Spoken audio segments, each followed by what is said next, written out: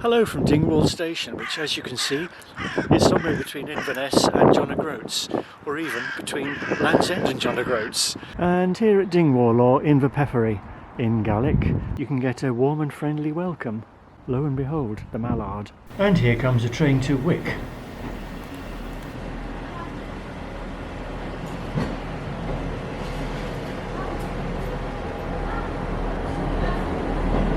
Network Rail has announced that they're planning to spend £11.5 million on track upgrades on the Far North railway line from Inverness to Wick and Thurso in Scotland.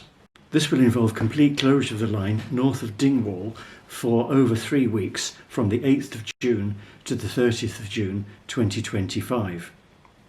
The work involves refurbishing a 5-mile stretch of line between Brora and Helmsdale, where it runs alongside the sea, and renewing 9 miles of track between Invergordon and Fearn. Some of the track components are said to be 100 years old, which is quite amazing, but given the low level of traffic on the line, 4 trains per day, plus a couple of return workings from Inverness to Tain and Ardguy, a low level of track wear should be expected. ScotRail intend to run replacement buses north from Dingwall, and it will be interesting to see how they serve the isolated station of Altnabreac, although it has already faced a temporary closure of 17 months due to events at the former station house. Perhaps ScotRail will provide a dial-up taxi for anyone wishing to travel to or from Altnabreac station. No doubt Dingwall station will see a significant increase in footfall, which will benefit the pub on the platform. My footage of Dingwall station includes a plaque commemorating the use of Dingwall as a refreshment stop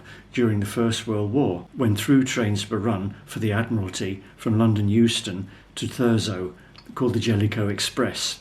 They were conveying sailors to and from the base at Scapa Flow. They were also known as the Misery Express, as they weren't comfortable for a 717-mile journey.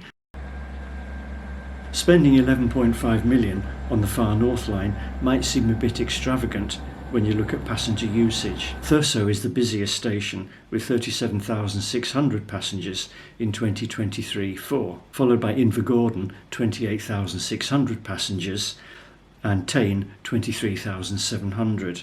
North of Brora, the stations see very little usage, apart from Wick, with 16,700 passengers.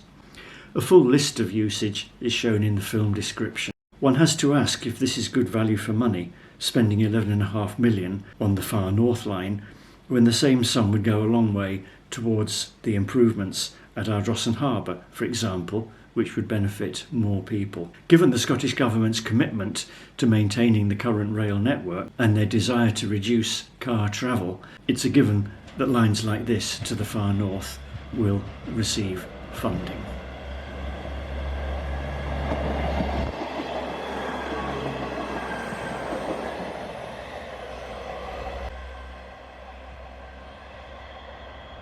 And this is Golspie station, which was the first terminus of the line in 1870.